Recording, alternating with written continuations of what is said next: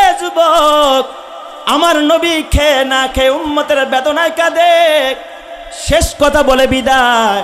আল্লাহর নবী মরজে মৌতের মধ্যে যেই বছর নবীজির ইন্তেকাল হবে, বিশ্ব নবীজি মা আয়েশার উরুর উপরে, যে রান দেখেন উরুর উপরে মাথা দিয়ে বিশ্ব নবীজি শুয়ে আছে। আল্লাহর নবী মা আয়েশার উরুর উপরে মাথা দিয়ে শোয়া। দরজায় আয়েশা কে যেন কারা নাড়ায়, দরজায় আয়েশা সালাম দেয়। বিশ্ব নবীজি দেখে হযরত আজরাইল দরজার সামনে দাঁড়ানো। হযরত আজরাইল কারো দরজায় গিয়া সালাম দেয় না, আজরাইল কারো ঘরে ঢুকতে অনুমতি চায় না, কিন্তু বিশ্ব নবীর ঘরের দরজায় আয়েশা এবার আজরাইল সালাম দেয়, অনুমতি চায়। ইয়া রাসূলুল্লাহ, অনুমতি পাইলে ঘরে ঢুকবো, না পাইলে ফিরে যাব, এখান থেকেই চলে যাব। বিশ্বনবী অনুমতি দিয়ে দেন, আজরাইল আসেন, ঘরের ভিতরে আসেন। হযরত আজরাইল ঘরের ভিতরে ঢুকলেন। বিশ্বনবী তাকায় দেখে পাশে জিবরাইল আমিনও আসছে। সুবহানাল্লাহ বলেন সবাই। আজরাইলও আসছে, জিবরাইলও আসছে। আজরাইল সালাম দিয়ে বললেন, ইয়া রাসূলুল্লাহ, ইয়া হাবিবাল্লাহ, আল্লাহ তাআলা আমাকে পাঠানোর আগে আল্লাহ বলে দিছে, খবরদার আমার বন্ধুর কাছে যা, আমার বন্ধুর কাছে প্রস্তাব করবি। আমার বন্ধুর অপেক্ষায় আমি বসে আছি। সুবহানাল্লাহ বলেন সবাই। বন্ধুর অপেক্ষায় বসে আছি আমি। আল্লাহ আমার বন্ধুর দিদারের অপেক্ষায় বসা। আমার বন্ধু যদি আসতে চায় তাইলে আমার বন্ধুর জানটা কবজ করবি, আর বন্ধু যদি আসতে না চায়, আমার বন্ধু দুনিয়ায় যতদিন থাকতে চায় আমি আল্লাহ অতদিন আমার বন্ধুরে দুনিয়ায় থাকতে দিব। চিৎকার মেরে কোন সুবহানাল্লাহ। যা আমার বন্ধুরে জি। নবীজি আমার হয়রান হয়ে গেল, আল্লাহ আমি এখন কি করব? আল্লাহ গো, আমি যদি চলে যাই, আল্লাহর দিদারে চলে যায়, আমার উম্মতের বা কি হালাত হবে? কারণ আল্লাহর তো আমার প্রয়োজন নাই, আমার ছাড়াও আল্লাহর চলে, কিন্তু আমার উম্মত তো আমার কাছে থাকে, আমার উম্মত তো আমার ছাড়া কিয়ামতের ময়দানে মুক্তি পাবে না। আল্লাহ তুমি নিজেই বলেছো, ওমা কানাল্লাহু লিউআযযিবাহুম মা আনতা ফীহিম, আপনি যতক্ষণ তাদের মাঝে থাকেন আমি ততক্ষণ তাদেরকে আযাব দিব না। আমি মুহাম্মদ যদি বাইচা থাকি, আমার উম্মতকে আল্লাহ আযাব দিয়া মারবে না। আমি চলে গেলে আল্লাহ আযাবও দিতে পারে। আল্লাহ আমি চলে যাব, কিন্তু আমার উম্মতের কি হালাত হবে? মরার আগে ফাতেমার চিন্তা করে নাই, হাসান হুসাইনের চিন্তা করে নাই, 9 জন বিবি, কোনো বিবির চিন্তা নাই, সব বিবিরা নবীর পাশে বসা। এইভাবে আজরাইলের সাথে কথা হয়, কিন্তু বিবিরা তো বুঝে না নবীজি আজরাইলের সাথে কথা কয়। নবীজি আমার এই চিন্তায় পড়ে গেলেন। হঠাৎ জিব্রাইলে ডাক দেয়া কয়, জিব্রাইল আমি এখন কি করতে পারি? আমি কি চলে যাব নাকি থাকবো? তুমি আমার পরামর্শ দাও। জিব্রাইল ডাক দেয়া কয়, ইয়া রাসূলুল্লাহ, আমিও দেখেছি আল্লাহ তাআলা প্রস্তুত হয়ে বসে আছে আপনার দিদারের অপেক্ষা। সুবহানাল্লাহ জোরে কোন সবাই। তার মানে জিব্রাইলের পরামর্শেও বোঝা যায় যে আপনি কি করেন, চলে যান, আপনি থাকার দরকার নাই। নবীজি আমার বিবিদেরকে বললেন, আমি যদি মরে যাই, তোমরা আমারে গোসল দিয়া কাফনের কাপড় পরাইয়া ঘরের মধ্যে রাইখা দিবা, তোমরা একটু বের হয়ে যাইবা, কারণ দলে দলে ফেরেশতারা আইসা আমারে সালাম দিবে। সুবহানাল্লাহ জোরে কোন সবাই। এই কথাগুলো যখন বললেন, আল্লাহর নবী, দু জাহানের নবী, আল্লাহর নবীর চেহারা দিয়া ঘাম ঝরতেছে। আজরাইল তার বুকের উপরে হাত দিবে, নবীর চেহারা দিয়া ঘাম ঝরে। নবীজি বলে, ইন্না লিল মাউতি সাকরা, নিশ্চয় মৌতের একটা যন্ত্রণা আছে। মা আয়েশা ঘামগুলো মুছতেছিলেন আর চোখের পানি ফালাইতেছিলেন। ফাতেমা পাগলের মতো দাঁড়ায় দাঁড়ায় বিনায় বিনায় কাঁদতেছে। কিছুক্ষণের মধ্যে নবীজি দোয়া পড়লেন, আল্লাহুম্মা গফিরলি ওয়ারহামনি ওয়া আলহিকনি ইলার রফিকিল আ'লা। আল্লাহ তুমি আমারে মাফ করে দাও, আল্লাহ আমার প্রতি দয়া করো, আল্লাহ তুমি আমাকে ওই আমার সবচাইতে দামি বন্ধু, আমার সবচাইতে বড় বন্ধুর কাছে আমাকে মিলায়া দাও। আল্লাহুম্মা গফিরলি, আল্লাহুম্মা আরহামনি, আল্লাহুম্মা আলহিকনি বির রফিকিল আলা, রফিকে আলার সাথে আমার মিলায়া দাও। এই কথা বইলার সাথে সাথে নবীর চোখ দুইটা বন্ধ হয়ে যায়। চিৎকার মেরে বলেন আল্লাহু আকবার। এই রবিউল আউয়ালের 12 তারিখে আমার নবীর ইন্তেকাল হয়ে যায়। রবিউল আউয়ালের 12 তারিখ শুরু হয়েছে মুসলমান, খবরদার খবরদার। ওই সময় হযরতে ফাতেমা কি বলে কাঁদতেছিলেন, বুখারী শরীফের হাদিসের মধ্যে আসছে, নবীর ইন্তেকালের পরে ফাতেমা কাঁদতেছিল, ওয়া আবাতা আজাবা রব্বা ইজা দাআহু, ও আমার বাবা হায় আফসোস, আপনার রবের ডাকে সাড়া দিয়া চলে গেলেন। যখন আপনার রব আপনার ডাকলো, ইয়া আবাতা আজাবা রব্বা ইজা দাআহু ইয়া আবাতা মানিল জান্নাতুল ফিরদাউসি মাওয়াহু, ও আমার বাবা তুমি তো ওই ব্যক্তি যার জন্য জান্নাতুল ফিরদাউসটা স্থান হয়ে গেল। ইয়া আবাতা ইলা জিবরাইল আনানআহু, আব্বা গো জিবরাইল আইলে আমি কইয়া দেব আমার বাবারে আল্লাহ নিয়ে গেছে। এই কথা বলে আর ফাতেমা বিনয়া বিনয়া কান্দে। বাহিরে খবর যায় হযরতে ওমরে ফারুক তরবারি নিয়ে বের হয়ে যায়। ওমর বিশ্বাস করতে পারে না যে নবী মারা গেছে। ওমরের ভিতরে চিন্তা, হযরতে মূসা পয়গাম্বর আল্লাহরে দেখতে গিয়া যেমন বেহুশ হইয়া 40 দিন পর্যন্ত বেহুশ হইয়া ছিল, মনে হয় আল্লাহর দিদারে নবী আছে, নবী বেহুশ হয়ে গেছে, আবার মনে হয় নবী আবার ফিরে আসবে। উন্মুক্ত তরবারি নিয়ে হযরতে ওমর দৌড়ায়, কিন্তু আবু বকর, যেই আবু বকর নবীর গুহার সাথী, হিজরতের সাথী, মৃত্যুকালে নবীর এই সংকটকালে কিন্তু আবু বকর কাছে নাই। এটাই আমার আসল বলার বিষয়। আবু বকর গেল কোথায়? আবু বকর কিন্তু তখন নবীর পাশে ছিল না। এই সময় তো নবীর পাশে হযরত আবু বকরকে থাকার কথা। কিতাবের মধ্যে লেখে আবু বকর কেন কাছে নাই? আমার আল্লাহ জানে আমার আবু বকর নবীর এত ভালোবাসে, নবীর মরণ যদি আবু বকর নিজ চোখে দেখে, আবু বকর কলিজা ফাইটা স্ট্রোক করে জায়গার মধ্যে মারা যাবে। এই জন্য আবু বকর আল্লাহ তাআলা ওই সময় একটু সরায়া নিয়ে গেছে। আল্লাহ তাআলা আবু বকরের বাসায় পাঠাইছে, যাও নবী এখন একটু সুস্থ, বাসায় গিয়া বিবিরে বাজার করে দিয়ে আসো। বাজার টাজার কইরা আবু বকর বাসায় গেছে, খবর গেছে নবী আর দুনিয়ায় নাই। আবু বকর খানা না খাইয়া নবীর বাসার দিকে রওনা। নবীর ঘরের দরজায় আইসা আবু বকর ঘরের দরজাটা খুইলা নবীরে আগে সালাম দিলেন, আসসালাতু আসসালামু আলাইকা ইয়া রাসূলুল্লাহ। নবীরে সালাম দিয়া এরপর আবু বকর যেই কথাটা কয়, এই কথাটা বলতে গেলে আমার কলিজা ফাইটা যায়। আবু বকর নবীকে জড়াইয়া ধরলেন। মরা মানুষের সাথে যেন কথা কয়, একটা জীবিত মানুষের সাথে বন্ধু বন্ধুর সাথে ধৈরা যেমন কথা কয়, আবু বকর আমার নবীরে ধৈরা কপালে চুমা খাইলেন আর কথা কয়, ইয়া রাসূলুল্লাহ ইয়া হাবিবাল্লাহ, দুনিয়াতে সব জায়গায় আমার সাথে নিয়ে যাইতেন, হিজরতের সময় আমার সাথে নিয়েছেন, গুহার মধ্যে আমি আবু বকরের সাথে রাখছি, এই সফরে কেন আবু বকরের রাইখা গেলেন? ইয়া রাসূলুল্লাহ আমারে কেন সাথে নিলেন না? আবু বকরের চোখ দিয়া পানি। ওই দিক দিয়া হযরতে ওমর বাহিরে তরবারি নিয়ে উম্মাদের মতো হযরতে ওমর কাঁদতেছে। আবু বকর একজন বড় বিচক্ষণ জ্ঞানী মানুষ। আবু বকর দরজার থেকে বের হয়ে ডাক দিয়া গায়া, ওমর কাছে আয়। বড় ভাই দেখবেন বাপ মারা গেলে ভাই ভাইরে যেমন বুঝ দেয়, ভাই কাঁদিস না আমি তো আছি। হযরতে আবু বকর যেন বড় ভাইয়ের মতো ওমরের কাছে নিয়ে কয়, ভাই পাগলামি করিস না, ইন্নাকা মাইয়িতুন ওয়া ইন্নাহুম মাইয়িতুন। আল্লাহ তাআলা বলে, খবরদার খবরদার, এ আবু বকর কাঁদিস না, আবু বকর কাঁদিস না, ওমা মুহাম্মাদুন ইল্লা রাসূল কদ খালাত মিন ক্বাবলিহির রাসূল। খবরদার, মুহাম্মদ একজন রাসূল, অতীতেও অনেক রাসূল ছিল, তারাও মারা গেছে। এই কথা বলার পরে আবু বকরের কথা শুনে ওমর বুঝতে পারছে আমার নবী নাই, আমার নবী দুনিয়া ছেড়ে চলে গেছে। বুঝার পর 3 দিন হয়ে যায়। এখানে অনেকে প্রশ্ন করে, আমার নবীর লাশ কেন 3 দিন জমিনে ছিল? কে জানাজা পড়ালো? 3 দিন কেন দেরি হইল নবীরে কবরে রাখতে? 3 দিন পর নবীরে দাফন করা হয়। এই প্রশ্নের জবাব হয়তো আপনারা কোনোদিন শুনেন নাই। আমার নবীর জানাজা কে পড়ায়? 3 দিন কেন দেরি হয়? আমার নবীকে কেন 3 দিন জমিনে রাখলো? অথচ নবীর হাদিস খানা দেরি হইলে খাইতে দেরি করবা না, মেয়ে বড় হইলে বিয়ে দিতে দেরি করবা না, জানাজা কাছে আসলে জানাজা দিতে দেরি করবা না, তাড়াতাড়ি জানাজা পড়ো। অথচ নবীর সাহাবীরা কেন 3 দিন দেরি করলেন নবীর জানাজা পড়তে? প্রথম কথা হলো নবীর জানাজা হয়েছে 3 দিন দেরি হওয়ার 1 নম্বরের কারণ হলো কিছু কিছু সাহাবীরা মনে করছে হযরতে মূসা আল্লাহরে দেখতে গিয়া যেমন তুর পাহাড়ে বেহুশ হয়ে গেছিল, ডাক দিয়া বলছিল রব্বি আরিনি আনজুরু ইলাইকা, আল্লাহ একটু দেখা দাও, আমি তোমার দিকে তাকায়া তাকায়া দেখবো তোমার দেখতে কত সুন্দর, তোমার কথা যদি হয় এত সুন্দর।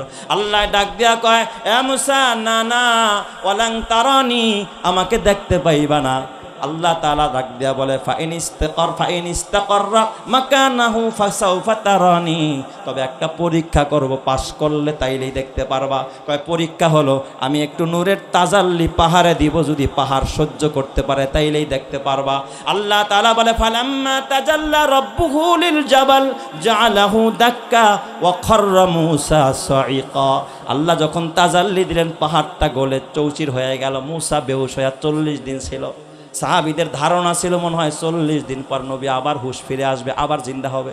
নবী যে মইরা গেছে এটা সাহাবীদের ভিতরে ঢুকে নাই, সহজে ঢুকে নাই। এই জন্য সবাই অপেক্ষা করতেছিল যে অপেক্ষা কর দেখি নবীনি আবার স্বাভাবিক হয়ে যায়। এই কারণে 3 দিন দেরি হয়েছে। চিৎকার মেরে কান আল্লাহু আকবার। এটা হলো 1 নম্বরের কারণ, মোট 3 কারণ। 2 নম্বরের কারণ সাহাবায়ে কেরামের ভিতরে একটা বিরোধ চলতেছিল নবীজিরে কোথায় দাফন করা হবে। একদল সাহাবীরা কয় জান্নাতুল বাকি, অন্যান্য সাহাবীদের কবর যেখানে, ফাতেমার কবর যেখানে, জান্নাতুল বাকিতে নবীকে দাফন করা হবে। কেউ ভাই মসজিদে নববীতে, কেউ কয় মা আয়েশার হুজরায়, কোথায় কবর দেওয়া হবে এ নিয়ে ইখতিলাফ সাহাবীদের ভিতরে। এই জন্য সময়টা বেশি পাস হয়। কিন্তু এক সাহাবী আব্দুল্লাহ ইবনে মাসউদ কয় নবীজি ইন্তেকালের আগে বলে গেছে আমার মরণ যেখানে হবে আমার কবরও সেই জায়গায় হবে। এরপরে ফয়সালা হয় মা আয়েশা সিদ্দিকার হুজরায় নবীর দাফন হবে। এই জন্য একটু সময় বেশি লেগেছে। 3 নম্বর আরেকটা কারণ হলো নবীর ইন্তেকালের পর খলিফা বানানো দরকার। রাষ্ট্রে যদি খলিফা না থাকে, নেতা না থাকে, বিশৃঙ্খলা হবে। এরপরে নবী থাকতে থাকতে খলিফা বানানো দরকার যেন বিশৃঙ্খলা না হয়। এই জন্য সাহাবায়ে কেরামের ভিতরে বিভিন্ন কথা হইতেছিল কারে খলিফা বানানো যায়। সবাই এক বাক্যে জবাব দিল যে নবীজি তার অসুস্থতার অবস্থায় আবু বকররে দিয়া নামাজ পড়াইছে নবীর প্রতিনিধি হিসাবে। তাহলে বোঝা গেল নবীর জীবনেই আবু বকররে প্রাধান্য দিয়েছে। অতএব নবীর ইন্তেকালের পরে একমাত্র খলিফা হবে হযরত আবু বকর। এর ব্যাপারে কোনো দ্বিমত নাই। এই জন্য 3 দিন সময় পাস হয়েছে। 2 নম্বরের প্রশ্ন করেছিলাম নবীর জানাজা বুঝি হয় নাই? কয় না না, জানাজা হয়েছে। নবী তো সবার সেরা, মানুষের সেরা, নবীদেরও সেরা, নবীদেরও নবী। তার জানাজা পড়ানোর মতো, ইমামতি করানোর মতো যোগ্যতা কারো নাই। কারণ নবীর সামনে গিয়া কেউ ইমামতি করতে পারে না। এই জন্য যে যখন আসছে তার মতো করে জানাজা পড়ছে। সাহাবায়ে কেরাম দূর দূরান্ত থেকে আসছে, দলে দলে ঢুকছে, একা একা ইনফিরাদান সবাই জানাজা পড়ছে। জানাজা হয়েছে কিন্তু জামাতের সাথে জানাজা হয় নাই, সবাই জানাজা পড়ছে। এইভাবে করে সবাই জানাজা পড়ছে। ফেরেশতারাও জানাজা পড়ছে, দোয়াও পড়ছে, সালামও দিছে। এ আমার বাবা, তোমার হাতে পায়ে ধরে বলা যায় খবরদার খবরদার, ওই বিশ্বনবী তোমার জন্য রহমত, আকাশের জন্য রহমত, আমার জন্য রহমত, নেতার জন্য রহমত, নেত্রীর জন্য রহমত। কিন্তু ওই নবীকে নিয়ে যখন কোনো কুলাঙ্গার, কোনো ব্লগার যখন কোনো কথা বলে, নবীরে যখন গালি দেয়, তুমি উম্মত হিসাবে যদি তোমার কষ্ট না লাগে, বুঝতে হবে তোমার ইমানটা দুর্বল হয়ে গেছে। কথা ঠিক কিনা? এই জন্য খবরদার মুসলমান, এই আজকের এই মাহফিল থেকে, আজকের এই তাফসীরুল কোরআন মাহফিল থেকে তোমাকে আমাকেই পণ করতে হবে। কেউ যদি নবীরে গালি দেয়, খবরদার আমরা এটা বরদাস্ত করব না। কথা ঠিক কিনা? বাবারে গালি দিলে যেমন বরদাস্ত করি না, আমার নেতাকে গালি দিলে বরদাস্ত করি না, নেত্রীকে গালি দিলে বরদাস্ত করি না, কসম আল্লাহর নবীকে গালি দিলে কিভাবে তুমি বরদাস্ত করো? কথা ঠিক কিনা? জোরে কর।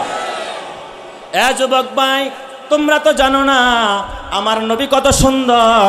এই শেষ কথাটা বলে বিদায় নিয়েছে হযরতে হাসান, একজন সাহাবী, যিনি ছিলেন বিশ্ববিখ্যাত একজন কবি। এই কবি ইসলামের বিরুদ্ধেও মুসলমান হওয়ার আগে কবিতা রচনা করছে। একবার কাফেররা হাসান রে ভাড়া করছে টাকা দিয়া, হাসান তুমি মুহাম্মদের বিরুদ্ধে কবিতা লেখো। মুহাম্মদকে বিব্রত করার জন্য, তাকে হ্যায় প্রতিপন্ন করার জন্য সে অনেকগুলো কবিতা বানাইয়া নবীজির সামনে গেছে। সুবহানাল্লাহ বলতে ইচ্ছে হয় না আপনাদের? আমার নবী কত সুন্দর। হাসান বিন সাবেত রাদিয়াল্লাহু তাআলা আনহু নবীর সামনে গেছে, তখন অমুসলিম বিশ্ববিখ্যাত একজন কবি, সুন্দর কবিতা রচনা করতে পারে। হাসান দেখা কয়, এমন মানুষ তো কোনোদিন আমি চোখে দেখি নাই। সুবহানাল্লাহ। মনে মনে কয়, এই মানুষটার বদনাম গাওয়ার জন্য, কুৎসা রটনার জন্য, কালিমা লেপন করার জন্য আমারে পাঠাইছে, অথচ এই মানুষটার মতো এত সুন্দর মানুষ কোনোদিন আমার চোখ দেখে নাই। এই মানুষটার মতো সুন্দর মানুষ কোনো মা জন্ম দেয় নাই। হাসান মনে মনে কয়, এই মানুষ খারাপ হতে পারে না, এই মানুষের বদনাম আমারে করতে কয়। হাসানের দিলের ভিতরে হেদায়েতের বাতি জ্বলে উঠছে।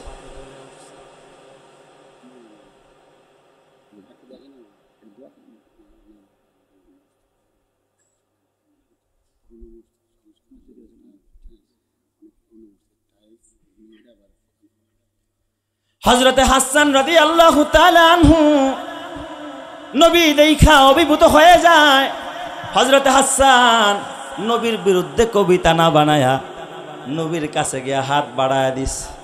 হাত বাড়ায়া দিয়া ডাক দিয়া কয়, ইয়া মুহাম্মদ ইবনে আব্দুল্লাহ, মক্কার কাফেররা টাকা দিয়ে আমারে ভাড়া করছে আপনার বিরুদ্ধে কবিতা বানানোর জন্য, কিন্তু এই চেহারার মানুষ কোনোদিন খারাপ হতে পারে না। এই চেহারার মানুষ নবীদের চেহারা, এই চেহারাটা নিষ্পাপ চেহারা। আপনি আর দেরি করবেন না, আমারে পড়ায় দেন আশহাদু আল্লাহ ইলাহা ইল্লাল্লাহ ওয়া আশহাদু আন্না মুহাম্মাদান আবদুহু ওয়া রাসূলুহু, কালিমা পড়ে মুসলমান হয়ে যায়। এই হাসান এবার ইসলামের পক্ষে কবিতা বানায়। আল্লাহর নবী একদিন মসজিদের মেম্বারে খুতবা দেয়। হযরত হাসান বিন সাবিত নবীর কত বড় আশিক, সামনে দাঁড়ায় নবীর শানে একটা কবিতা শোনায়। নবীর শানে একটা কবিতা শোনায়, ওয়া আহসানু মিন কালাম তারাকাতু আইনি, ইয়া মুহাম্মদ, আপনার চাইতে কোনো সুন্দর মানুষ কোনোদিন আমার চোখ দেখে নাই। আপনার চাইতে বডি ফিটনেস ভালো এমন নাই। আপনার চাইতে একজন সুন্দর সুদর্শন, এত সুন্দর চোখওয়ালা, এত সুন্দর নাকওয়ালা, এত সুন্দর কানওয়ালা মানুষ কোনোদিন আমার চোখ দেখে নাই। ওয়া আহসানু মিন কালাম তারাকাতু আইনি ওয়া আজমালু মিনকা লাম তালিদিন নিসাউ, কেনই বা দেখবে? কারণ আপনার চাইতে সুন্দর মানুষ পৃথিবীর নারী কোনোদিন জন্ম দেয় নাই। আপনিই হলেন পৃথিবীর সেরা মানুষ, দেখতে বড় সুন্দর। এরপর হাসান ডাক দিয়া কয়, খুলিকতা মুবাররাম মিন কুল্লি আইবিন, আমি বারবার তীক্ষ্ণভাবে তাকায় দেখছি চাঁদের মধ্যে খুঁত আছে, কিন্তু মুহাম্মদ আপনার চেহারার ভিতরে কোনোদিন আমি কোনো খুঁত দেখতে পাই নাই। সুবহানাল্লাহ। কান্নাকা কদ খুলিকতা কামা তাশাউ, কেমন যেন আপনি যেইভাবে চাইছেন আল্লাহ আপনারা সেইভাবেই বানাইছে। সুবহানাল্লাহ জোরে কোন সবাই। হযরতে হাসান নবীজির এত সৌন্দর্য বয়ান করলেন। এই জন্য আমার নবীর মা হযরতে আমেনা, নবী যেদিন দুনিয়ার বুকে ধরার বুকে আসলেন, নবীজি যখন মায়ের কোলে আসলেন, ঘরটা পুরা উজালা হয়ে যায়। নবীজির মা আমেনা বলেন, আমি আমার সন্তানের চেহারার দিকে তাকায় দেখি এত সুন্দর চেহারা, প্রশংসিত চেহারা। এই বাবা আরবিতে আমরা বাংলায় বলি প্রশংসিত, আরবিতে বলে মুহাম্মদ। সুবহানাল্লাহ বলেন সবাই। মুহাম্মদ শব্দের শাব্দিক অর্থ হলো প্রশংসিত। মা আমেনা চোখের দিকে তাকায় কয়, আরে চোখটা দি মুহাম্মদ, প্রশংসিত চোখ। এই ভুরুর দিকে তাকায় কয়, ভুরুটা মুহাম্মদ, প্রশংসিত ভুরু। সুবহানাল্লাহ বলেন। চুলের দিকে তাকায় দেখে চুলটাও মুহাম্মদ, প্রশংসিত চুল। থুতনির দিকে তাকাইয়া কয়, এটাও দেখি মুহাম্মদ। বুকের দিকে তাকায় কয় মুহাম্মদ, হাতের দিকে তাকায় কয় মুহাম্মদ, পায়ের দিকে তাকায় কয় মুহাম্মদ। আমাদের সমাজেও দেখবেন কিছু মা বোন আছে, সন্তান হলে নাম রাখে, ছেলে যদি দেখতে বড় লাল হয় নাম রাখে লাল মিয়া, আছে না নাই? দেখতে যদি বড় কালা হয় নাম রাখে কালাসান, কালা মিয়া, আছে না নাই? নাম রাখছে তারা মিয়া, কয় তারার মতো। নাম রাখছে চান মিয়া, কয় চানের মতো। বিভিন্ন নাম রাখে। নাম রাখছে আকাশ, কয় দেখতে আকাশের মতো দেখা যায়, যেন নাম রাখছে আকাশ। কি আজে বাজে নাম। মা আমেনা তাকায় দেখে আমার সন্তান তো মুহাম্মদ, প্রশংসিত সন্তান। চোখটাও মুহাম্মদ, ভুরুটাও মুহাম্মদ, ললাটটাও মুহাম্মদ, মাথার কেশগুলো মুহাম্মদ, এই বক্ষটাও মুহাম্মদ, পেটটাও মুহাম্মদ, উরু দুইটাও মুহাম্মদ, পা দুইটা মুহাম্মদ, জিহ্বাটা মুহাম্মদ, দাঁতটাও মুহাম্মদ, দেখতে বড় মুহাম্মদ। মা আমেনা আল্লাহকে ডাক দেখ, আল্লাহ আমার সন্তান দেখতে এত প্রশংসিত মোহাম্মদ, এই সন্তানের নামটা আমি কি রাখতে পারি, আমার বলে দাও। আল্লাহ ডাক দেয়া, আমেনা রে, তোর সন্তানের বুড়ো মোহাম্মদ, চোখো মোহাম্মদ, কানো মোহাম্মদ, নাকো মোহাম্মদ, যেহেতু গোটা দেহটাই মোহাম্মদ, তোর সন্তানের নামটা আমি নির্বাচন করলাম মোহাম্মদ। চিৎকার মেরে কন্না আল্লাহু আকবার, আরো জোরে কন্না আল্লাহু আকবার, আরো জোরে বলেন আল্লাহু আকবার। এ আমার বাবা, এটা হলো আমার নবী মোহাম্মদ, প্রশংসিত নবী।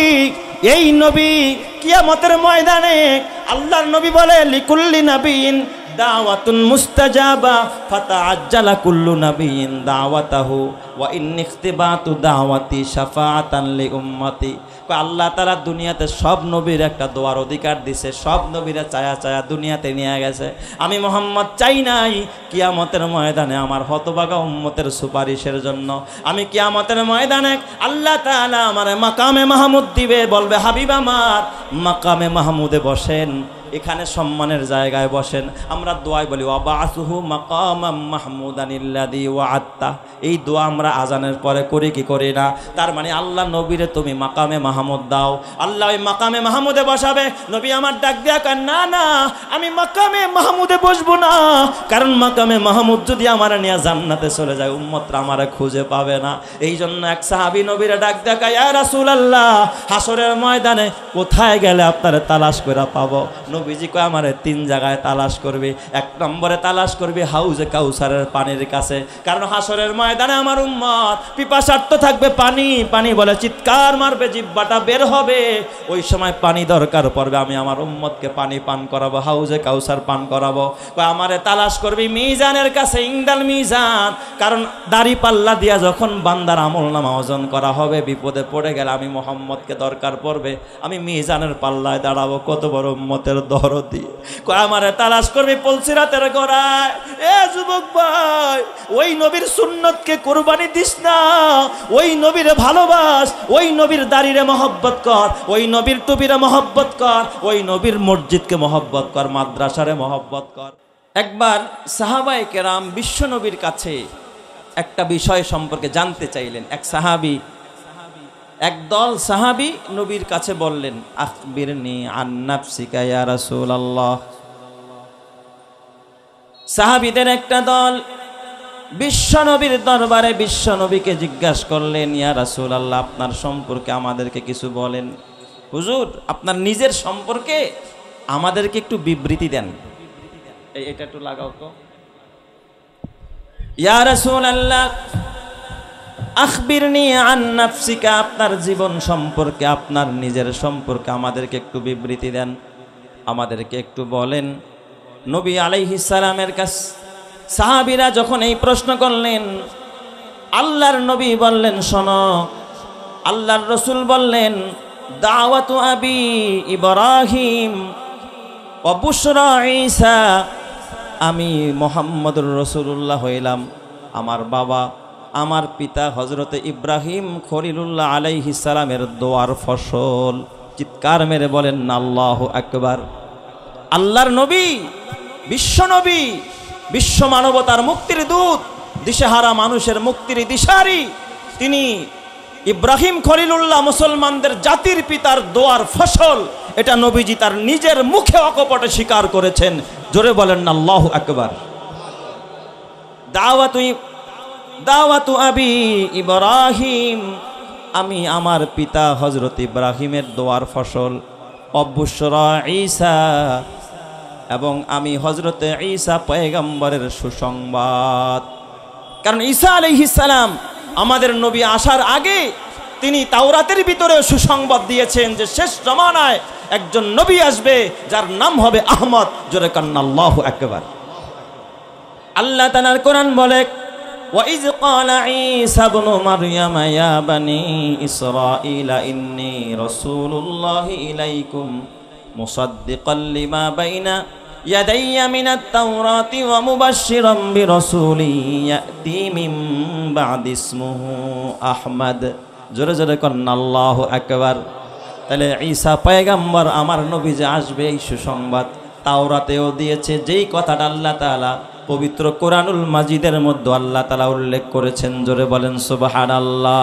আদম কে লিয়ে ফখর ये আলী নসবি হে, মক্কি মাদানী হাশমি ও মুত্তালিবি হে, পাকিজা তরস আরশ সামা জান্নাতে ফেরদৌস, आराम गाहे खाके रसूले आरबी है, आए ज़ाहिर बैते नबवी याद रहे ये, बेकायदाया जम्बे से लगबे अदबी है, आहिस्ता कदम नीचे निगाह पुश्ते सदा हो, खाबीदा इहा रूह रसूले आरबी है, बुझ जाए तेरे सीटू से आए अब्रे करम आग, जो आग मेरे सीनों में मुद्दत से लगी है, आए बहरे करम सदका हुसैन इब्ने अली का, प्यासा हो मुझे शरबते दीदार पिला दो, जोरे जोरे कन्ना सल्लल्लाहु अलैहि वसल्लम। आरो जोरे बोलें, नबीर नाम सुनले की बोलते हैं, आरो जोरे बोलें की बोलते हैं। किन्तु आपनारा এই যে আমি বলার পরেও বলতে চান না, আর যদি খালি বলতে পারতাম আল্লাহুম্মা, এই টানটা খালি যদি দিতে পারতাম, দেখতেন সবাই ফুস করে উঠত, ঠিক না বেঠি? সবার জবান থেকে বের হয়ে যেত। আর ভাই খালি ফুস করলেই দামি হয় না। আমাদের দেশের কিছু বোতলজাত পানি পাওয়া যায় দোকানে, এটা মুখটা খুললে কি করে, ফস করে ওঠে, তাই না? আচ্ছা, এগুলোর নাম বলবো না, আমি কাউকে প্রমোট করার জন্য এখানে বসি নাই। এই পানিগুলো ফস করে, বলেন তো এই পানির ভিতরে কি কি গুণ ক্ষমতা আছে? কোনো উপকারী কোনো কিছু আছে? হ্যাঁ, কোনো উপকারী কিছু নাই বললেই চলে, নাই। ক্ষতি ছাড়া ভালো কিছু এর মধ্যে নাই। তাহলে ফস করলেই খালি উপকারী হয় না, পক্ষান্তরে বলেন তো জমজমের পানি বোতলে ভরা আছে, এটার মুখ খুললে কি ফস করে নাকি? এটার মুখ খুললে ফস করে না, কিন্তু এটা খাইলে কি লাভ হবে? ক্ষুধা নিবারিত হয়। রসুল কয়, যদি কেউ জমজম খায় তার ক্ষুধা নিবারিত হয়, পিপাসা নিবারিত হয়, তার কলিজা ঠান্ডা হয়, চক্ষু দুইটা তার শীতল হয়ে যায়। চিৎকার মেরে কন্না আল্লাহু আকবার। তাহলে সহি যেটা, সেটাই তো আমাদের করা দরকার। জোরে বলেন না সাল্লাল্লাহু আলাইহি ওয়াসাল্লাম। নবীর শানে দুরূদ পড়লে আপনার লাভ না লস? কারণ আপনার এই দুরূদ সোনার মদিনায় পৌঁছায়া দেয় ফেরেশতারা। সুবহানাল্লাহ। শুধু পৌঁছায় তা না, বলে আল্লাহ নবীর কাছে গিয়া সালাম দিয়া কয়, ও আল্লাহর নবী, আপনার এক উম্মত খালিশপুর আলমনগর এলাকার মধ্যে, তার নাম অমুক, তার বাবার নাম অমুক, তার মায়ের নাম অমুক, তার বয়স এত, সে আপনাকে সালাম জানাইছে। নবী আলাইহিস সালামের কাছে যখন এই কথা বলা হয়, নবীর সামনে ওই ব্যক্তিটার ছবিটা পেশ করা হয়, নবী তাকে দেখেই চিনে ফেলে, যে বারবার দুরূদ পড়ে, বারবার নবীর সামনে তার ছবিটা পেশ করা হয়। বলেন, কেউ যদি কারো ছবি বারবার দেখে, ডেলি 5 বার 10 বার দেখে, কিয়ামতের ময়দানে আমার নবীকে চিনতে, আমার নবী তাকে চিনতে কোনো ভুল হবে নাকি? কোনো ভুল হবে না। আপনি যদি নবীর কাছে পরিচিত হতে চান, বেশি বেশি দুরূদ পড়ার দরকার আছে না নাই? আরো জোরে বলেন, দরকার আছে না নাই? বেশি বেশি দুরূদ পড়ব আমরা ইনশাআল্লাহ। তবে আমি আপনাদের খেদমতে যেই কথাটা বলতে চাইছিলাম, এই আলোচনা তাফসির করার আগে, যেহেতু আজকের এই আয়োজন উদীয়মান যুব সমাজের উদ্যোগে, এই যুবকদের উদ্দেশ্যে আমি 2টা কথা বলবো, ছোট্ট 2টা কথা। এই যুবক ভাইরা খেয়াল করেন, উদীয়মান তরুণ যুব সমাজের যারা আছেন এবং এলাকার যুবক, আমি দেখতেছি এখানে মাথাগুলো ম্যাক্সিমামই তরুণরা, যুবকরা এখানে বসা। আমার বুড়া বাবারাও আছে, কিছু কচি কাঁচা ছোট্ট খোকারাও আছে, আমার মা বোনেরাও আছে। আল্লাহ যেন সকলকে কবুল করে, সবাই বলি আমিন। এই যে তরুণদের ভিতরে আমাদের উজ্জ্বল ভাই, সাংবাদিক উজ্জ্বল ভাই সহ ওনার কিছু সহকর্মী যারা, বা এই সংগঠনের সাথে যেই যুবক ভাইরা, তরুণ ভাইরা একত্রতা পোষণ করে আজকে যে সুন্দর মাহফিলটা উপহার দিয়েছে, তাতে আপনারা খুশি না বেজার? সবাই খুশি তো? এই যুবকদের শানে বিশ্বনবীর কথা কি, বিশ্বনবীর ওপিনিয়নটা কি, তার ভিতরে কি পরিমাণ ভালোবাসা আল্লাহর নবীর ভিতরে গুপ্ত ছিল, সুপ্ত ছিল, লুকিয়ে ছিল, যেটা আল্লাহর নবী ব্যক্ত করেছেন, প্রকাশ করেছেন যুবকদের বেলায়। জোরে বলেন আল্লাহু আকবার। একদিন নবীজি মজলিসে বসা, এক তরুণ, এক যুবক, উদীয়মান তরুণ বিশ্বনবীর সামনে আসছে, নবীজির সাথে মুসাফা করবে। এটা কি মুসাফা না হ্যান্ডশেক? কি বলেন? শব্দটা কি আরবিতে? মুসাফাহা। মুসাফাহা করা, এটাই এই মুসাফাহা করাটা কি সুন্নত। এখানে দোয়া পড়তে হয়, ইয়াগফিরুল্লাহু লানা ওয়া লাকুম, এই দোয়াটা পড়তে হয়। তো ওই তরুণ সাহাবী, এক উদীয়মান তরুণ বিশ্বনবীজির কাছে হাত মিলাইলেন, বিশ্বনবীজির বাড়িতে আইসা। খেয়াল করবেন কিন্তু। আচ্ছা আপনারা বলেন, যিনি বাড়িওয়ালা থাকে তাকে আমরা আমাদের ভাষায় কি বলি? মেজবান। যে আসেন তাকে কি বলি? মেহমান, তাই না? যখন মেহমান মেজবানের সাথে হাত মিলায় তখন মেজবান ততক্ষণ হাত টানতে পারবে না যতক্ষণ না, আর মেজবান হাত টানতে পারবে না যতক্ষণ না মেহমান তার হাতকে সরিয়ে না নেয়। এটা মেহমানের কি সম্মান, ইজ্জত, যে সে আপনার হাতটা ধরেই রাখছে, আপনি চাইলে হাত ছুটাইতে পারবেন না, আপনি দিয়া রাখেন। সে যখন হাত সরাবে তখন আপনি বাড়িওয়ালা, আপনি মেজবান, আপনার হাত সরাবেন। তো এই তরুণ, উদীয়মান তরুণ বিশ্বনবীর কাছে এসে কি মিলাইছেন? হাত মিলাইছেন। নবীজির হাত ধইরা এই যুবকটাই দেখে একেবারে রেশমের কাপড় যেমন তুলতুলে নরম, বিশ্বনবীর হাত মোবারকটাও তেমন নরম। আর একটু জোরে বলেন, হয় নাই? একটু বিকট আওয়াজে আকাশ বাতাস মুখরিত করে বলেন তো, হয় নাই? আরো জোরে, আরো জোরে, মাশাআল্লাহ। তো এত নরম যে নবীজির হাত তার ছাড়তে মনে চাচ্ছে না, আর নবীও হাত ছড়াচ্ছে না, কারণ এটা খেলাফ হয়ে যাচ্ছে, মেহমানের কদরের খেলাফ হয়ে যাচ্ছে। দীর্ঘক্ষণ হাত ধরার পরে পাশের থেকে হয়তো কেউ ইশারা করছে যে ঠিক আছে তুমি সরো দূর থেকে। এরপরে ওই তরুণ নবীজির হাত ছেড়ে দিয়েছে, নবী এরপর হাত গুছাইছে।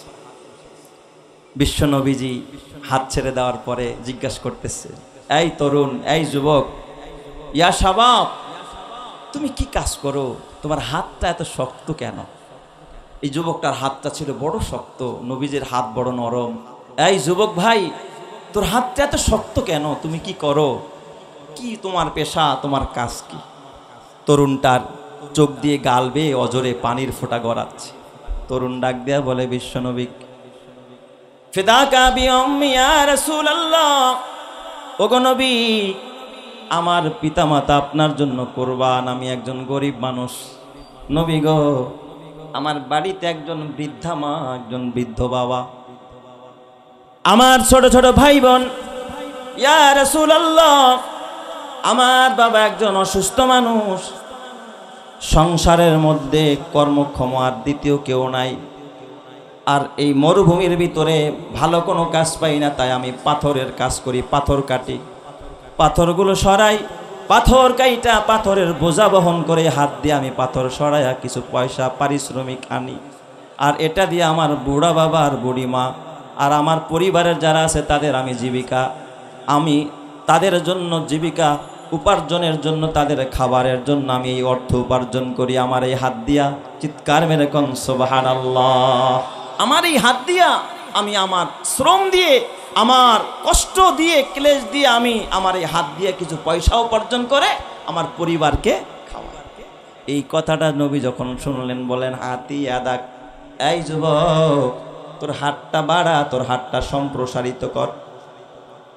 যুবক অবাক হয়ে গেলেন, আল্লাহ, বিশ্ব মানবতার মুক্তির দূত আমারে হাত বাড়াইতে কয়। যুবক হাত বাড়াইলেন, দোজাহানের নবী রহমতে আলম নবী যুবকের হাতটাকে অমনি দুই হাত আবার ধরলেন, ধৈরা যুবকের হাতটা কাছে নিলেন। কাছে আইনা আল্লাহর নবী, দোজাহানের নবী যুবকের হাতের তালুর মধ্যে একটা চুমু খেয়ে বসলেন। চুমু দিয়ে বললেন, যেই হাত, এ বাবা, যেই হাত নিজের পরিবারের খরচের জন্য মেহনত কইরা তো শক্ত বানাইছে, এই হাতের মধ্যে বিশ্ব নবী চুমু খাওয়ার মতো উপযুক্ত হয়ে গেছে। চিৎকার মেরে কন্না আল্লাহু আকবার, আরো জোরে কন্না আল্লাহু আকবার। রসুলে খুদা কি गुलामी में क्या है, जरा तुम गुलामी में आकर तो देखो, जरा तुम गुलामी में आकर तो देखो, रसूल खुदा की गुलामी में क्या है, जरा तुम गुलामी में आकर तू देखो, गुलामी है बाद शाही से बेहतर, इधर आओ किस्मत जगा कर तू देखो। रसूले खुदा की गुलामी में क्या है, ज़रा तुम गुलामी में आकर तू देखो। हबीबे खुदा की गुलामों के आगे सारे ताजेदारा बिखम हो रहे हैं। हबीबे खुदा की गुलामों के आगे सारे ताजेदारा बिखम हो रहे हैं। उसी हकीकत में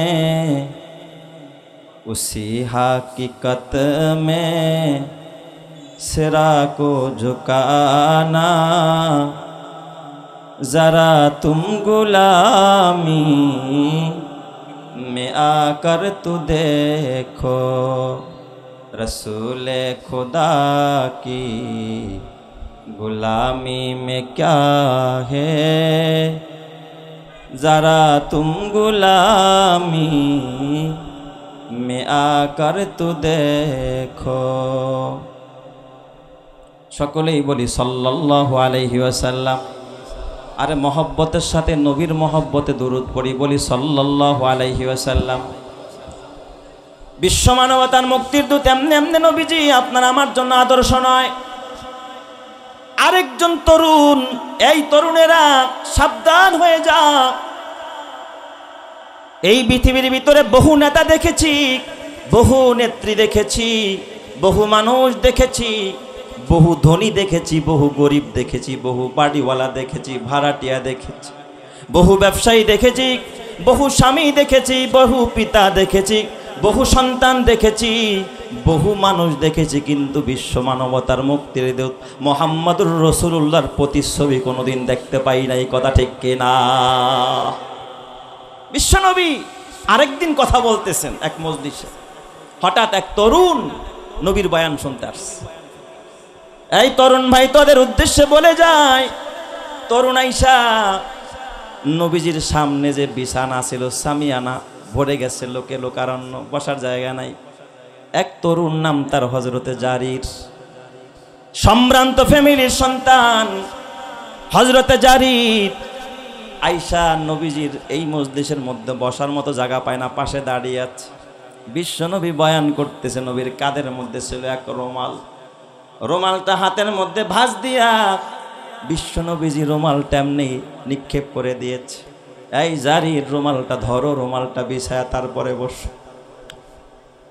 যুবক জারিরের হাতে যখন সাহাবী জারির রুমালটা পাইলেন, রুমালটা কুড়ায়া উঠায়া কিসের রুমাল বিছাবে, রুমালটাকে ভাঁজ দিয়া হযরতে জারির ঠোঁটের মধ্যে নিয়ে চুমা খাইতেছে।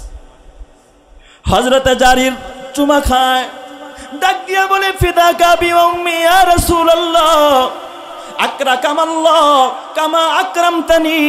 নবীজি, আমার মতো ক্ষুদ্র মানুষ জারিরকে আপনি এত বড় সম্মানিত করলেন, এত বড় ইজ্জত দিলেন। আল্লাহ যেন আপনার ইজ্জতটা, আল্লাহ যেন আপনার সম্মানটাকে কিয়ামতের ময়দানে বাড়ায়া দেয়। চিৎকার মেরে করেন আল্লাহু আকবার, আরো জোরে বলেন আল্লাহু আকবার।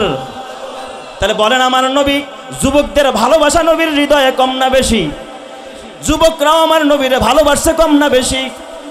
এ যুবক ভাই, হাতে পায়ে ধরা বলা যায়, আমার নবীর শান জানো না, আমার নবীর ইজ্জত জানো না, আমার নবীর কত ইজ্জত। আল্লাহ তাআলা কোরআনের মধ্যে 25 জন নবীর আলোচনা করেছেন। 25 জন নবীর নাম কোরআনে নাই, কয়েকজন নবীর নাম কোরআনের মধ্যে আছে। সব জায়গায় নবীদের নাম নিয়ে নিয়ে আল্লাহ তাআলা ডাকছে, কিন্তু আপনার আমার হাবিব, আপনার আমার বন্ধু, আপনার আমার রসুলকে আল্লাহ কখনো নাম নিয়ে ডাকে না, ইয়া মুহাম্মদ বলে নাই। অথচ আল্লাহর কোরআন খুলে দেখেন, আদম নবীকে আল্লাহ তাআলা ডাক দিয়া কয়, ইয়া আদম উসকুন আনতা ওয়া যাওজুকাল জান্নাহ ওয়া কুলা মিনহা রাগাদান হাইসু শিতুমা ওয়া লা তাকরাবা হাযিহিশ শাজারাতা ফাতাকুনা মিনাজ জালিমিন।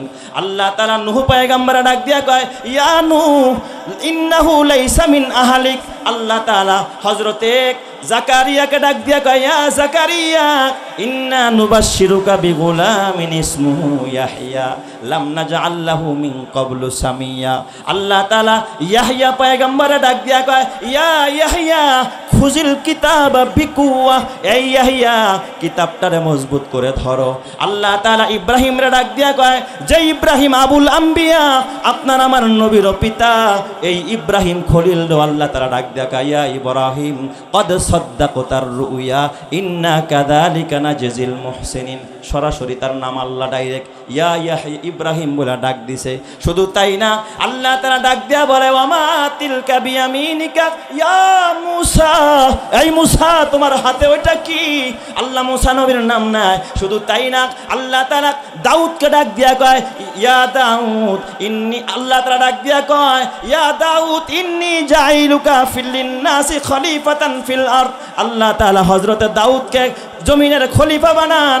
আল্লাহ তাআলা ঈসা পয়গম্বর সম্পর্কে বলেন, ইজ ক্বালা লাহু ইয়া ঈসা ইবনে মারইয়াম। আল্লাহ সব জায়গায় নবীদের নাম নিয়া নিয়া ডাকছে, কিন্তু আপনার আমার নবী বিশ্ব নবীকে আল্লাহ তাআলা জায়গায় জায়গায় ডাক দিছে, ইয়া আইয়ুহাল মুজাম্মিল। নবীজি একদিন চাদর গায়ে দিয়া ঘুমানো, নবীরে কয়, এ মুজাম্মিল, চাদর পরনেওয়ালা। দেখবেন মানুষ যে যারে ভালো বেশি বাসে তার গুণ ধরে ডাকে, তার নাম ধরে ডাকে না।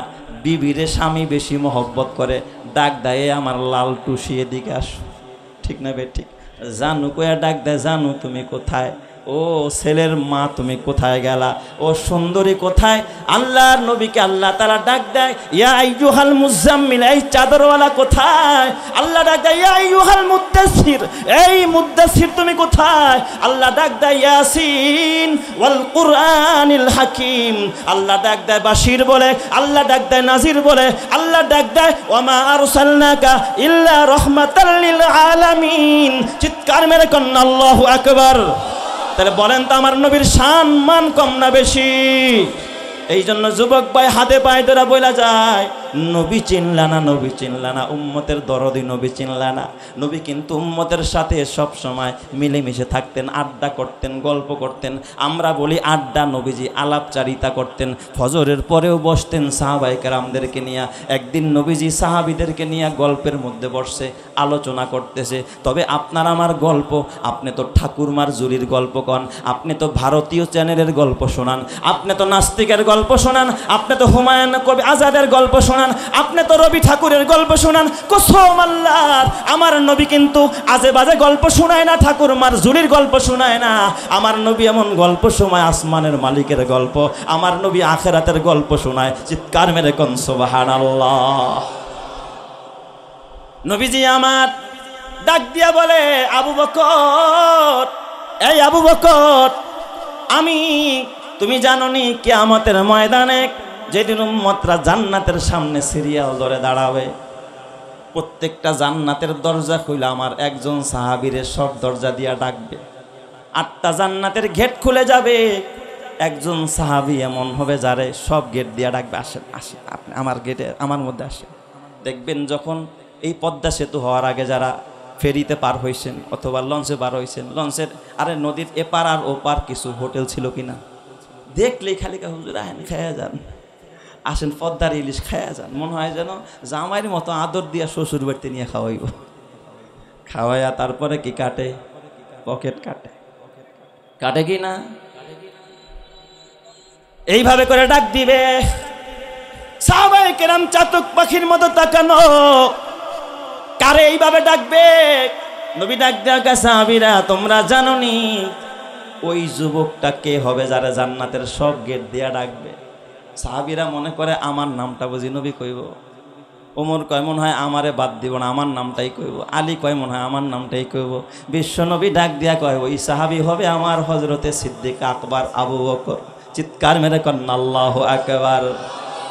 এই কথা যখন কইছে হযরত ওমরের চেহারাটা একটু মলিন হয়ে গেছে। ওমর কেমন কেমন জানি করে। নবীজি ভাবছিলাম আমার কথা কইব, কিন্তু কইছে কার কথা? আবু বকরের কথা। নবী তো নবী, নবী তো বুঝে। নবী ডাক দিয়া কয় সাহাবীরা তোমরা জানো না আমি নবীকে একদিন জিবরাইল আমিন রাতের বেলায় ঘুমের ভিতরে স্বপ্নের ভিতরে জান্নাত দেখাইতে জিবরাইল আমার নিয়ে গেছে। জান্নাতটা ঘুরায় ঘুরায় দেখা, হঠাৎ দেখি একটা সুদর্শন বালাখানা বিল্ডিং দেখা যায় দপদপে, এত সুন্দর। আমার নজরটা বারবার ওই বালাখানার দিকে আমার নজর, আমার মন চাইল আমি একটু বালাখানায় ঢুকি। জিজ্ঞাসা করলাম আইয়ু, আল্লাহর নবী বলে আমি জিজ্ঞাসা করলাম এই জান্নাতটা কার, এই বালাখানাটা কার? হযরতে জিবরাইল আমার ডাক দিয়া কয় ইয়া রাসূলুল্লাহ ইয়া হাবিবাল্লাহ এই সুন্দর সুদর্শন বালাখানাটা আপনার সাহাবী হযরতে ওমরের। চিৎকার মেরে কোন সুবহানাল্লাহ। ওমরও খুশি হয়ে গেছে। ওমরও কি খুশি হয়ে গেছে। ওসমান মনে মনে বেজার কয় আমার নাম তো নবী কইল না। নবীজি ডাক দিয়া বলে এই সাহাবীরা জানো না লিকুল্লি নাবিয়িন রফিকুন ফিল জান্নাহ, প্রত্যেক নবীর জন্য জান্নাতের মধ্যে একজন সাথী হবে, একজন বন্ধু হবে। ও রফিকি ফিল জান্নাতি ওসমান ইবনে আফফান, প্রত্যেক নবীর জন্য একজন রফিক থাকবে, একজন বন্ধু থাকবে। আর আমার বন্ধু কেডা জান্নাতে জানো নি? আমার বন্ধু হবে জান্নাতের ভিতরে হযরতে ওসমান ইবনে আফফান। চিৎকার মেরে কোন সুবহানাল্লাহ। ওসমান খুশি হয়ে গেছে, আলীর মনটা একটু বেজার। আমার নাম তো নবী বললেন না। নবী ডাক দিয়া কয় সাহাবীরা তোমরা জানো না আমার বাড়ির প্রতিবেশী, আমার বাড়ির সামনের বাড়িটা কার হবে? তোমরা জানো না আমার ঘরের সামনের ঘর জান্নাতের ভিতরে যার হবে সে হলো হযরতে আলী। সুবহানাল্লাহ জোরে কোন সবাই। এই 60 জন সাহাবীর নাম বললেন, কিন্তু 60 জনের ভিতরে 2 জন নবীর শ্বশুর আব্বার, 2 জন নবীর জামাই। সুবহানাল্লাহ জোরে কোন সবাই। আমি তো মাঝে মাঝে বলি ইসলামটা কেমন যেন জামাই শ্বশুরের কারবার।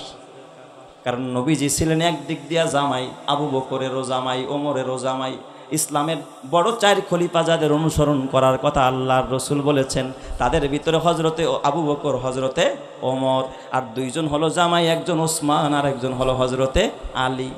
এই জামাই শ্বশুরদের ভিতরে খুনসুটি হইতো মাঝে মাঝে। কি মজার সম্পর্ক, বন্ধুত্বের সম্পর্ক, একজন আরেকজনকে বন্ধুর মতো ব্যবহার করত। আর আমাদের দেশের জামাই শ্বশুর দেখলে মুখের মধ্যে রুমাল দিয়া মনে হয় যেন নাকের মধ্যে গা হইছে, সালাম দেয় না, শ্বশুরে আসে না নাই। অথচ নবীজি একদিন মসজিদের মধ্যে সাহাবীদেরকে ডাক দেয়া কয় এই আলী দস্তর লাগাও তো। এক মা তার গাছের বাগানের খেজুর নিয়ে আসছে, কয় দস্তর লাগাও। দস্তরখান বিছায়া দিছে। আমাদের দেখবেন এই সমাজে মুসলমান আমরা বসবাস করি, অনেকের ঘরেই দস্তরখান নাই, ঠিক না বেঠিক? অনেক জায়গায় গেলে দেখবেন মাঝে মধ্যে গামছা বিছায়া দেয়। আরে গামছা মানে গামোছা। জাকির বাড়ি ঘরে খুব সুন্দর দস্তরখান দিছে আলহামদুলিল্লাহ কোন সবাই। এ যুবক ভাই, ও বুড়া বাবা, বিশ্বনবী আলী রেখা আলী দস্তর লাগাও। দস্তর লাগাইছে, খেজুর খাইতেছে, প্রত্যেকের সামনেই খেজুর দেওয়া হয়েছে, কিন্তু আলী নবীর কাছে বসছে। তো নবীজি খেজুর খেয়ে খেয়ে বিচিগুলো নিজের সামনে না রাইখা জামাই আলী আলীর প্লেটের সামনে জমা করে নিয়ে। দেখবেন কেউ খায়া কাটা যদি আরেকজনের সামনে ফালায়, তো 2 জনের কাটা একসাথে হইলে কাটার পরিমাণ কম হয় না বেশি হয়? তো মানুষ মনে মনে ভাবে পেটুকে জনমের খাওয়া খাইছে। আসলে তো এখানে একজনের কাটা না, কাটা কয়জনের? 2 জনের। তো নবীজি খায়া বিচিগুলো নিজের প্লেটের সামনে ফালায় না, ফালায় কার সামনে? জামাই আলী। আলী কি হয়? জামাই। জামাই শ্বশুরের খুনসুটি। দেখছেন অবস্থাটা? তো এখন খেজুর খাওয়া শেষ, আবু বকরের খেজুর তার প্লেটের সামনে, ওমরের খেজুরের বিচি তার প্লেটের সামনে, অন্যান্য সাহাবীদের খেজুরের বিচি যার যার প্লেটের সামনে, কিন্তু নবীজির প্লেটের বিচিগুলো নিয়ে ফালাইছে কার সামনে? আলীর সামনে। তো নবীজি খাবার শেষে এবার মজাক করতেছে, দেখেন মজা, নবীর মজা। কয় এই শোনো, যার প্লেটের সামনে বিচি বেশি সে খেজুর বেশি খাইছে। সুবহানাল্লাহ বলতে ইচ্ছে করেন আপনাদের? খোসা দিছে কারে? খোসা দিছে কারে? আলী কি হয়? জামাই রে শ্বশুরে কি করছে? খোসা মারছে। আবার জামাই তো জামাই, বলদ না, আবার এই যুগের জামাই না, জামাইও বড় চালাক, এই উম্মতের সবচেয়ে বড় ব্যারিস্টার। সুবহানাল্লাহ বলেন। আল্লাহর নবী কানা মাদিনাতুল ইলমি ওয়া আলিয়ুন বাবুহা, আমি হইলাম এলেমের শহর, আর এই শহরের প্রধান ফটক হলো আমার হযরতে আলী, যারা শিক্ষা মন্ত্রী বললেও তার হক আদায় হয় না। জোরে বলেন সুবহানাল্লাহ। হযরত আলী সাথে সাথে কি জবাব দেয়? আমার দিকে খেয়াল করেন, নবীজি কয় যার প্লেটের সামনে বিচি নাই সে কি খাইছে? হ্যাঁ, খেজুর। যার প্লেটের সামনে বিচি বেশি সে খেজুর বেশি খাইছে। আলী কি জবাব দেয়? কয় যার প্লেটের সামনে বিচি নাই সে বিচি সহ খাইছে। সুবহানাল্লাহ, জোরে কোন সবাই। কেমন খোঁচাটা মারছে আমার নবীরে। এরা হলো সাহাবায়ে কেরাম। এই জন্য আমার বাবা এই আবু বকর আমার নবী কত ভালোবাসতেন, হযরতে ওমরকে কত ভালোবাসতেন। আল্লাহর নবী একদিন হযরতে আবু বকরে ডাক দিয়া কয় হুব্বিবা ইলাইয়া মিন দুনিয়াকুম সালাস। ও আবু বকর, তোমাদের এই দুনিয়ার তিনটা জিনিসকে আল্লাহ তাআলা আমার কাছে প্রিয় বানায়া দিয়েছে। তিনটা জিনিস আমার কাছে বড় মহব্বতের, বড় প্রিয়। এক নম্বর হলো আত্মীপ, আমি সুগন্ধিরে বড় ভালোবাসি, সুগন্ধির আমি বড় পছন্দ করি। দুই নম্বর ওয়ান্নিসা, নেককার বিবি, এই নেককার বিবিরেও আমি বড় ভালোবাসি, পছন্দ করি। আপনারা বিবিদেরকে ভালোবাসেন কিনা? বিবিরে ভালোবাসা দিবেন, ঘরে শান্তি আসবে। আর বিবিরে রাইখা পরকিয়া করবেন, ঘরের ভিতরে অশান্তির আগুন জ্বলবে। কথা ঠিক কিনা? নবীজি আমার বলেন 3 নাম্বার, ওয়াজুইলাত কুররাতু আইনি ফিস সালাহ, নামাজ আমার চোখের শীতলতা। আমি মোহাম্মদ নামাজ ছাড়া চলতে পারি না। আমার চোখ ঠান্ডা হয়, আমার হৃদয়টা নরম হয়, হৃদয়টা প্রশান্তি লাভ করে নামাজের দ্বারা। এই জন্য মুসলমানের সন্তান হিসাবে, নবীর উম্মত হিসাবে আমাদেরও নামাজ পড়া দরকার আছে না নাই?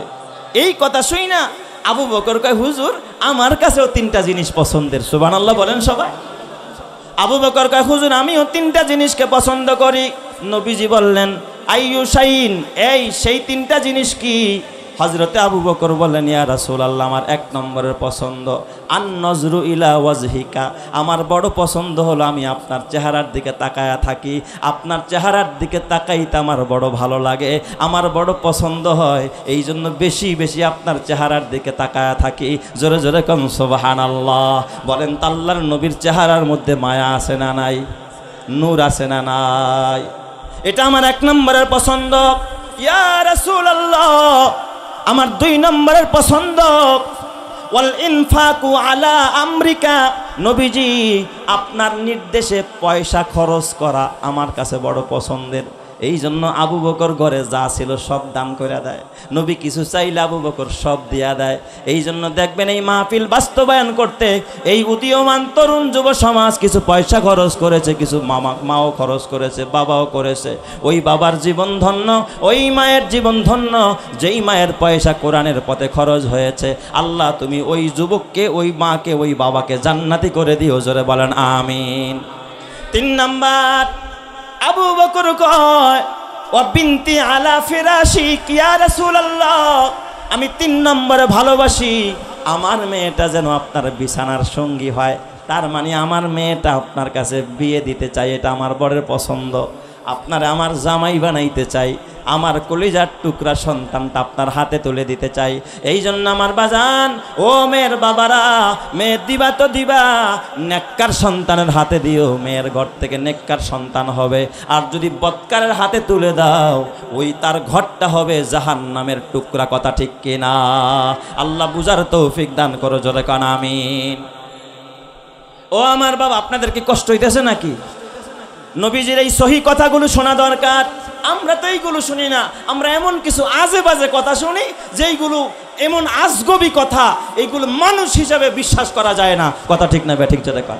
কিছুদিন আগে এক যুবক ভাই, তরুণ ভাই আমার কাছে এসে একটা কথা বলবে, বারবার ইনিয়ে বিনিয়ে কি যেন বলতে চায়, কাজু মাজু করছে। বলি কি বলতে চান ভাই বলেন? কয় হুজুর, বহু হুজুরদেরকে প্রশ্ন করছি, কেউ উত্তর দিতে পারে নাই, আমারও মনে হয় আপনিও পারতেন না। প্রশ্ন করবে, এই উত্তরটা কোনো হুজুর দিতে পারে নাই, আমার আপনিও পারবেন না। আমি বললাম পারি চাই না পারি, নাও পারতে পারি, কারণ সব এলেম তো আল্লাহ তাআলা আমারে দেয় নাই, আমি নাও পারতে পারি, এটা আমার দুর্বলতা। আচ্ছা বলেন আপনার প্রশ্নটা কি? সে আমারে প্রশ্ন করছে, কয় শোনেন, এই পৃথিবীতে যে খেজুর গাছ আসলো, এই খেজুর গাছের উৎপত্তি কোথার থেকে হইলো আপনি কি জানেন? আমি বললাম আর কি প্রশ্ন? আরেকখান প্রশ্ন হইলো, লাউ গাছের উৎপত্তি কোত্থেকে হইলো? লাউ গাছটা কোথার থেকে শুরু হইলো আর খেজুর গাছটা কোথার থেকে শুরু হইলো? আচ্ছা বলেন তো, এইগুলো না জানলে কি কারো কোনো ক্ষতি হবে? বলেন ক্ষতি হবে? আচ্ছা আমি বললাম না, ঠিকই বলছেন ভাই, আসলে তো এগুলো আমি জানি না। তো তাহলে আপনি আমারে বলেন। কয় আমি তো আগেই জানতাম কোনো হুজুর পারে নাই, আমার মাসালার উত্তর কোনো হুজুর দিতে পারে নাই, আপনিও পারেন নাই। আমি কইতে আপনি দেন কি উত্তর? কয় শোনেন, আপনারা তো জানেন না, উহুদের ময়দানে নবীজির যখন ওই এক কাফের তীর মারছিল, আইসা দাঁতে লাগছে, দুইটা দাঁত খইসা পড়ে গেছিল জমিনের মধ্যে, একটা দাঁত থেকে হয়েছে খেজুর গাছ, আর একটা দাঁত থেকে হয়েছে লাউ গাছ। আমি কই আস্তাগফিরুল্লাহ মাআযাল্লাহ, এমন কথা তো আমি কোথাও পাই নাই। আচ্ছা আপনি এই কথাগুলো কই পাইছেন? কয় পাইছি হাজার মাসলার মধ্যে, হাজার মাসলার বলে একটা বই আছে হার কাছে, এটার মধ্যে পাইছে। আচ্ছা আমি চিন্তা করলাম ঠিক আছে ভালো কথা, আপনি পাইছেন, তাহলে আপনার কাছে আমার একখান প্রশ্ন। কয় সেটা কি? আচ্ছা আমার নবী তো আসছে সবার পরে, এর আগেও তার নবীরা গেছে, ঈসা নবীও আগে, ঈসা নবীর মাও আগে। আল্লাহ তাআলা যে বললেন ওয়াহুজ্জি ইলাইকি বিজিজিন নাখলাতি তুসাকিত আলাইকি রুতাবান জানিয়া, আল্লাহ তাআলা মারিয়ামরে ডাক দিয়া কয়, এ মারিয়াম তোর পেটে ঈসা পয়গম্বর, ওয়াহুজ্জি ইলাইকি বিজিজিন নাখলাতি, তুই এই মরা খেজুর গাছের ডাল ধরে টান দে। তুই যখন মরা খেজুর গাছের ডাল ধরে টান দিবি, তুসাকিত আলাইকি রুতাবান জানিয়া, পাকা পাকা খেজুর তোর উপরে পড়বে। তার মানে বোঝা গেল মারিয়াম আলাইহিস সালামের যুগেও কি ছিল? খেজুর গাছ ছিল। তো নবীর দাঁত তো পড়ছাইছা উহুদের ময়দানে, তাহলে ওই খেজুর গাছ বানাইছে আল্লাহ কি দিয়া? তুই কইয়া যা। কইটা তো পারি না। আমি বললাম এটাই যদি হয় তাইলে তুমি শোনো, হযরতে ইউনুস পয়গম্বর আল্লাহ যখন মাছের পেটের ভিতরে ফালায়া দেয়, মাছ যখন তারে নিয়ে পানির ভিতরে 40 দিন গড়তেছিল, 40 দিন পর মাছ তাকে উপরে ফেলে বের করে দেয় নদীর পাড়ে। দেহটা ক্ষত বিক্ষত হয়ে যায়, রোদের আলো লাগলে হযরতে ইউনুস পয়গম্বরের দেহটা জ্বালা পোড়া আরম্ভ হবে। এই জন্য আল্লাহ উপর দিয়ে একটা লাউ গাছ বানায় দিছিল। লাউ গাছ, লাউ গাছের নিচের ছায়াটা বড় ঠান্ডা ছায়া। এই লাউ গাছ বানাইয়া কোরআনের ভিতরে আছে এই কথা, লাউ গাছ দিয়ে আল্লাহ হযরতে ইউনুস পয়গম্বরে আল্লাহ ছায়া দিছে। যদি লাউ গাছটা ইউনুস নবীর যুগে হয়ে থাকে, আর তুমি বললা নবীর দাঁত থেকে আল্লাহ লাউ গাছ বানাইছে, তাহলে ইউনুস নবীর লাউ গাছটা কোন দাঁত দিয়া বানাইছে? হুজুর এটা তো পারি না। এই জন্য যুবক ভাই খবরদার, ফালতু কথা বলার দরকার নাই। কোরআনের কথা বলো, হাদিসের কথা বলো, কোরআনের কথা মানো, হাদিসের কথা মানো, জীবন ধন্য হয়ে যাবে, ইহকাল ধন্য হবে, পরকাল ধন্য হবে। কথা ঠিক কিনা? আমি শেষ কথা বলে বিদায় নিব, আপনাদেরকে কষ্ট দিব না। এ যুবক, আপনার আমার নবী কিন্তু এ আমার বাবা দুনিয়ার পিছনে দৌড়ায় নাই, গাড়ি আর বাড়ি নারীর পিছনে দৌড়ায় নাই, ক্ষমতার পিছনে দৌড়ায় নাই।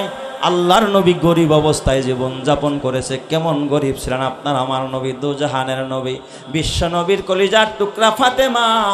একদিন ফাতেমা রাদিয়াল্লাহু তাআলা আনহা দেখেন বিশ্ব নবীজি বের হয়ে যেন কোথায় যায় জামাটা গায়ে দিয়া, ফাতেমা পিছন থেকে ডাক দেয়, আব্বা যান একটু দাঁড়ান।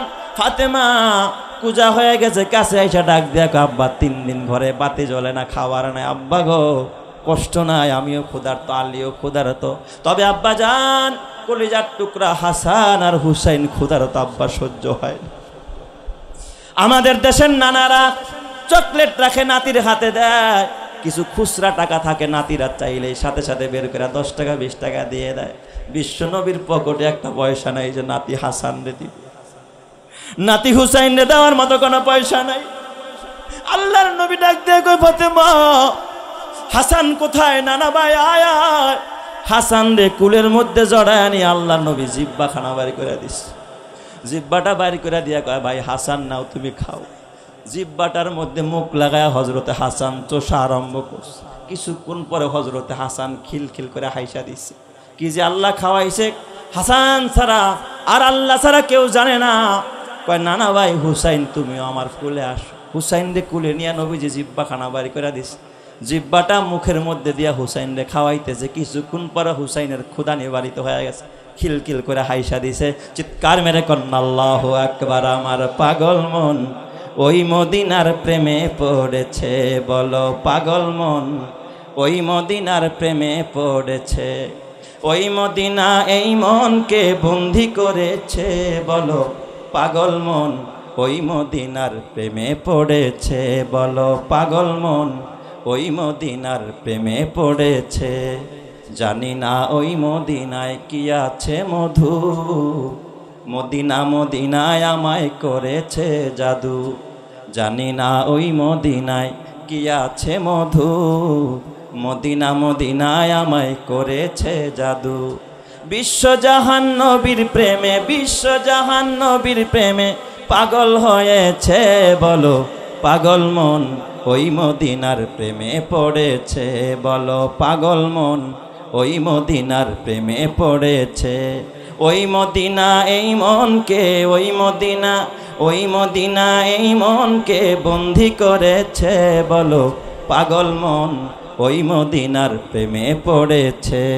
নবী আমার জানের জান, আমার প্রাণের প্রাণ, নবীজিকে দেখার তরে মন করে আনচান। নবী আমার জানের জান, আমার প্রাণের প্রাণ, নবীজিকে দেখার তরে মন করে আনচান। বিশ্বজাহান নবীর প্রেমে, বিশ্বজাহান নবীর প্রেমে পাগল হয়েছে। বলো পাগল মন, ওই মদিনার প্রেমে পড়েছে। ওই মদিনা এই মনকে, ওই মদিনা এই মনকে বন্দি করেছে। বলো পাগল মন, ওই মদিনার প্রেমে পড়েছে। বলো পাগল মন, ওই মদিনার প্রেমে পড়েছে। আল্লাহ ওই মদিনার প্রেম, নবীর প্রেম আমাদের সিনায় দান করো। জোরে কানা আমিন, আরো জোরে বলেন না আমিন।